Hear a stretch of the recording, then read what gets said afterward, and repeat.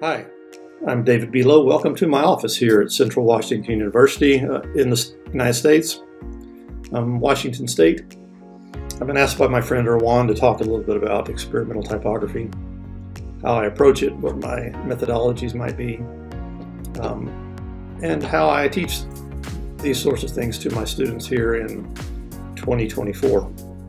So I'm going to start by kind of going over how I approach projects. If I do get the opportunity to do something where I can be pretty experimental with my type in particular. It doesn't happen all the time, you know, and I get client jobs doing like logos for clients, which I do a lot of, or book covers, or branding systems, whatever it may be. The level of experimentation really depends. Sometimes it might just be adding a serif to a letter in a word mark, which I did on a project. That's the degree of experimentation I was able to do on that one. Other times I might be able to read the book and get a good understanding what the story is, kind of what the tone of the book is, and then that'll give me a better head start into how I can approach the cover. So if there are any different kind of strategies I use, number one, I try to make sure I really understand what the theme or the message is. I need to read and immerse myself in the content. If it's a book, I need to read the book. If it's poetry, collection of poems, I need to read those. If it's a project for a client, I need to really know who they are, what they sell, who their competition is, how they're positioned in the market, you know, all that stuff. Very important. So once I kind of get a better understanding of all that, I can narrow down what I think, number one, the tone of the message is. And I can ask the question, what is the emotion in the message? So that'll give me an idea, maybe the emotional display that I might be after, the response that I'm trying to get from the viewer, how I want them to feel. So I'll show you a few projects I did. You know, these were poster projects, so we don't get the opportunity to be experimental too often. When we do, it's usually for an exhibition. So I've done work. The most recent project I did was this one. Will be on display coming up here. I'm in Dubai. I've done things like I did this one for Irwan. This was on display in Indonesia. The one that I did probably here. This was several years ago. This was on display in Poland. So you can see I can get pretty crazy with what I do with type, and it does make us feel and respond to something. Sorry for that. That's what I'm after.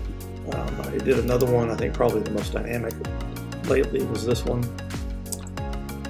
So if I can answer those questions, how do I want people to feel? What's the emotion in the message? What's the tone of the message?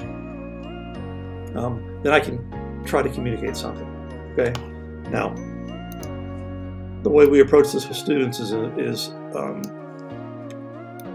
very much the same, but I need to tell you a little story first.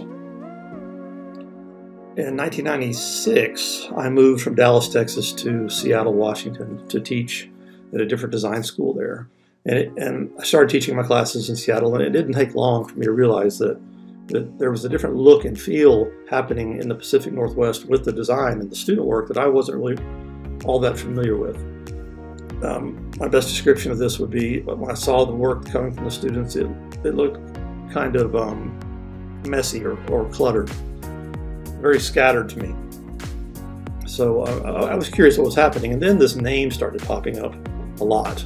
And the students even came up to ask me, hey, are you familiar with David Carson? Do you know David Carson? Do you know David Carson's work?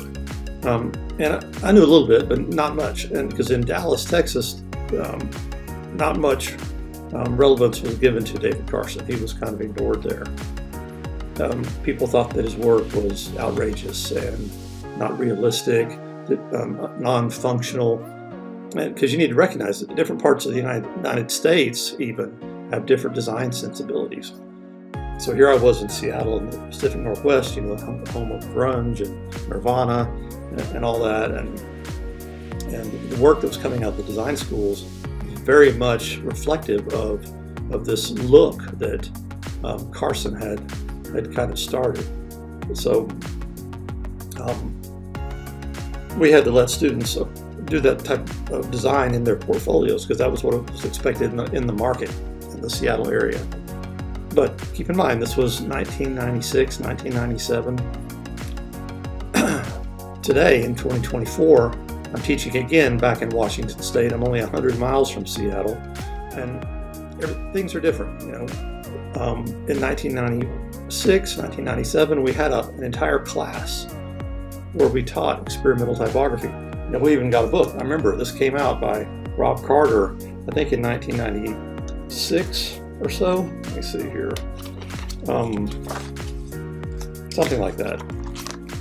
Because what Rob Carter did, he established what we're going to call a syntax or a grammar for how designers like David Carson and other people like Neville Brody, even going back to like Wolfgang Weingart, how was there some type of methodology to how these guys approached their experimentation. So that's what this book does, and we all bought it in the mid-1990s. We just, you know, we did exercises out of here. I remember the one big S and the T and the word type, and the students loved it. But if we tried to do that today, the same thing would happen that happened back then. Back in 1996, students wanted to do that type of design work for everything. And they had kind of permission to, but in 2024, it doesn't work that way, because that work in the United States looks kind of dated. So if we can't do things that looks like David Carson did it. So here's David Carson's book, came out in 1996, I guess, also. No, before that, 1995, 96. I think this might have been 97. So David Carson's book came out called The End of Print, and, you know, a lot of experimental, crazy work in there. And that's what my students were doing. And then Rob Carter's book came out, and then David Carson did sorry, my messages are popping up. David Carson did a second book in 98, and I'm going to show off a little bit here. He even autographed this one for me. See right there? David Carson, 1998. I moved back to Dallas in the late 90s, and I went to the HOW conference. I actually went to it in 1998 in Dallas, and I got to see David Carson speak. You know, it was a big auditorium, a lot of people there were excited to see. And I remember later in the afternoon, they had a panel discussion, and there were several people on the panel, but the two people I remember in particular were David Carson and Catherine McCoy. And all they did for about 45 minutes or so, maybe an hour, was argue about what David Carson and the work he was doing. You know, she very much was not a fan of that work and felt it was not legitimate and not functional. And David Carson kept making his point. He said, look, I was designing for Ray Gun magazine, you know, which was an alternative music magazine. I was designing for skateboarding magazine, for surfing magazine. Who were the people that were reading those magazines? What was the target audience? And he made it clear that the work that he did was suited to communicate to that target audience. And I remember he said, you know, if Massimo Vignelli was hired to design a work for Ray Gun, it would have never worked. It would have been terrible, because the kids that were looking at that Ray Gun, and if they had seen it designed like by Massimo Vignelli, it would look like something that came from their parents or their grandparents' generation. So it's just important to recognize all that stuff, you know, when you sit down to do this sort of thing. Who is your target audience? So that's the last part of the work that I do. After I know what the tone of the message is, what the emotion of the message is, I need to really understand who it is that's going to be looking at this work that I'm going to do. Who is my target audience? What are their expectations? That's what kind of gives me permission to do what I might want to try to do. So in teaching experimental typography here, we can't teach it anymore. We can't devote an entire class to it. So I teach a traditional typography class every fall. I'm getting ready to start teaching it next week. And I have a lot of different phases in that class. You know, we talk about the anatomy of type and all the parts of the letter form, and talk about typographic formatting. We talk about grid systems and structure, and Gestalt, and typographic hierarchies, and on and on, the relationships of type and image. And then we have a section, it's around week 7, where I do a section on experimental type. We spend a couple weeks on it, and they do a project. And it's very fun for them. But that's the way it's kind of done here, where You know, some schools are still teaching. I can't speak for everyone. Some places are still have a class in experimental type, people with larger curriculums than we have here at Central, and that's great. But it's just important to recognize, do what the job calls for you to do. Solve the problem in the best way possible, in the most appropriate way. Understand that, you know, when David Carson was doing this work in the mid-90s, he was responding and reacting to the sign of the times, you know, what was happening culturally, psychologically, technologically, politically at that time. And, you know, everyone is reacting to what came before them. David Carson wasn't the first person to experiment with type. You know, we had Neville Brody, and I've got Neville Brody's book here. This came out before Carson's book. If you could see Neville Brody's work, he's from the UK. He very much inspired David Carson. But these guys were responding to, you know, all the rules and structures of modernism, and they were tired of it. They said, you know, they made the point that all target audiences are different, and communication can happen on so many different levels. I remember David Carson, his famous quote, "We cannot not communicate." I mean, which that means communication is going to happen, whether it happens logically or emotionally.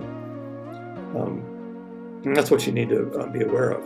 So they weren't working like in a vacuum. They were reacting to what came before them. And you know, Wolfgang Weingart and those guys, the futurists, even modernism back in mid-century, the work they were doing that they were trying to shock the public with, you know, they didn't just decide one day that that's what they wanted to do. They were reacting to, you know, the terrible stuff from the Victorian era. So keep in mind that if you do experimental typography today, don't just do it for no reason. Don't do it just to play. Because if you do that, you're just copying Carson and these other people that came before us. Understand your target audience. Understand what the message is. Understand what the tone of the message is. Is there some emotion you're trying to convey? How do you want to communicate to this audience, and what is the best way to do that? Okay? Hope I made sense. Irwan, thank you again as usual, and everybody, you guys have a good day. Now I'm going to try to close this out.